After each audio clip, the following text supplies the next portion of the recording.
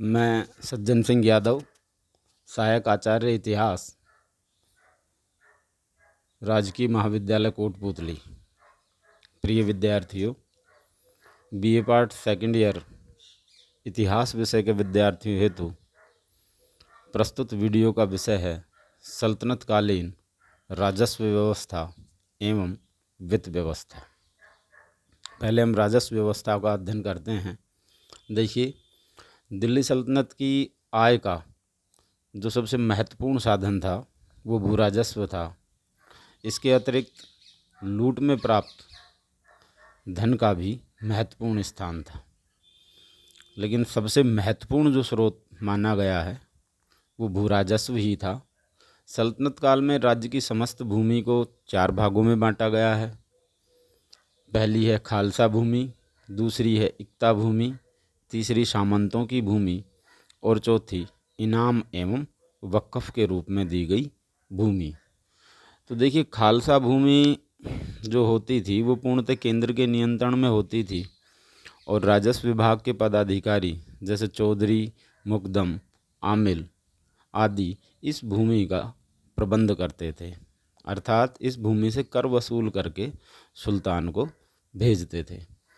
दूसरी जो भूमि थी इक्ता भूमि, यह भूमि कुछ वर्षों के लिए या जीवन भर के लिए मुक्तियों को दी जाती थी। मुक्ति यहाँ से लगान वसूल करने के बाद अपना खर्च उसमें से निकाल लेते थे और शेष धन सरकारी खजाने में जमा करवाया दिया जाता था। तीसरे प्रकार की भूमि जो सामंतों की भूमि थी, ये अधीनस्थ हिंदू सामंतों और राजाओं की भूमि थी और इनाम और वक्फ मुसलमान विद्वानों और संतों को दी जाने वाली कर मुक्त भूमि थी। सल्तनत काल में बटाई लगान निर्धारित करने की एक पद्धति थी जिसमें राज्य की ओर से प्रत्यक्ष रूप से ज़मीन की पैदावार से हिस्सा लिया जाता था। ये बटाई की जो विधि थी ये 3 प्रकार से लगाई जाती थी, या इसे 3 प्रकार से काम में लिया जाता था। पहली खेत बटाई, इसके अंतर्गत खड़ी फसल या बुआई के बाद खेत का बंटवारा कर कर का निर्धारण किया जाता था। एक होती थी लंक बटाई, इसमें जब फसल पक जाती थी और उसे काट लिया जाता था, लेकिन अनाज को भूसे से अलग नहीं किया जाता था। अनाज को भूसे से अलग करने से पहले ही राज्य का हिस्सा निर्धारित कर दिया जाता था। और तीसरा जो प्रकार था बटाई का वो था रास बटाई। इसके अंतर्गत खलिहान में अनाज से भूसा अलग करने के बाद सरकारी हिस्सा तय किया जाता था। तो बटाई व हासिल प्रणाली सल्तनत काल के प्रत्यक्ष शासन क्षेत्र में अपनाई जाती थी। सल्तनत काल में एक भू राजस्व निर्धारण की एक नवीन पद्धति थी मसाहत। अलाउद्दीन खिलजी द्वारा इस प्रणाली को लागू किया गया था। इस प्रणाली में भूमि की नापजोख करने के बाद उसके क्षेत्रफल के आधार पर उपज का लगान निर्धारित किया जाता था। सल्तनत काल में किसानों को उपज का 1/3 से 1/2 भाग राज्य को कर के रूप में देना होता था। अलाउद्दीन खिलजी के समय में भूमि कर 1/2 कर दिया गया था। साथ ही मोहम्मद बिन तुगलक के समय में भी राज्य के कुछ हिस्सों में 1/2 भू राजस्व निर्धारित किया गया था। अलाउद्दीन खिलजी और मोहम्मद तुगलक दोनों ने ही भूमि की पैमाइश के आधार पर लगान को निर्धारित किया था। अलाउद्दीन खिलजी ने दान के रूप में दी गई अधिकांश भूमि को छीनकर खालसा भूमि में परिवर्तित कर दिया था। उसने लगान को दिल्ली के आसपास के क्षेत्रों और 2 आव से अनाज के रूप में वसूला था।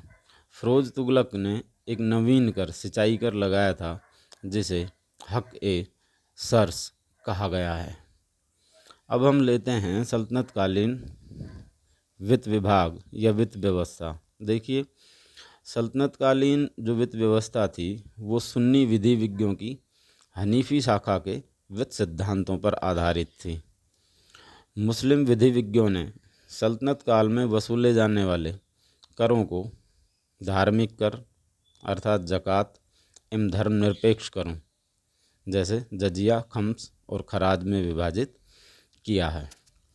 अब बारी बारी से जो कर लगाए जाते थे सल्तनत काल में, मुख्य रूप से 4-5 करों का उल्लेख मिलता है, जैसे ज़कात है, खराज है, खम्स है, जजिया है और उस्र है। इनके बारे में हम देख लेते हैं। तो सबसे पहला जो कर है वो ज़कात। ये ज़कात कर मुसलमानों से वसूला जाता था। मुसलमानों को अपनी संपत्ति का 40वां भाग या 2.5% ज़कात के रूप में देना पड़ता था, और ज़कात के रूप में जो धनराशि राज्य के पास एकत्रित होती थी उसे धार्मिक मामलों में खर्च किया जाता था। उस्र, मुस्लिम किसानों से जो उपज का 10% लिया जाता था उसे उस्र कहा गया है। खराज, खराज हिंदू किसानों से उपज का 10% से 50% तक लिया जाता था। एक खम्स का उल्लेख हमें प्राप्त होता है। ये युद्ध में प्राप्त लूट का माल था, जो इस्लामिक नियमों के अनुसार 1/5 भाग सरकारी कोष में जमा होता था और शेष 4/5 भाग था लूट का, वो सैनिकों में वितरित किया जाता था। लेकिन अलाउद्दीन खिलजी और मोहम्मद बिन तुगलक ने इसका उल्टा किया। 4/5 भाग को राजकोष में जमा किया और 1/5 भाग सैनिकों में वितरित किया गया। जजिया, ये गैर मुसलमानों खासकर हिंदुओं से वसूला जाने वाला कर था। आधुनिक इतिहासकार इसे धर्मनिरपेक्ष कर मानते हैं, क्योंकि सैनिक सेवा से मुक्त होने के कारण गैर मुसलमानों को यह कर देना पड़ता था। दिल्ली सल्तनत में फ़िरोज़ तुगलक पहला ऐसा सुल्तान था जिसने ब्राह्मणों से भी जजिया कर वसूल किया। उपरोक्त करों के अलावा व्यापारिक कर के रूप में मुसलमानों से 2.5% एवं गैर मुसलमानों से 5% कर लिया जाता था। अलाउद्दीन खिलजी ने मकान और चारागाह पर तथा फ़िरोज़ शाह तुगलक ने सिंचाई पर भी कर लगाया था, जिसे हक़ ए सर्स कहा गया है। इस वीडियो में इतना ही। धन्यवाद।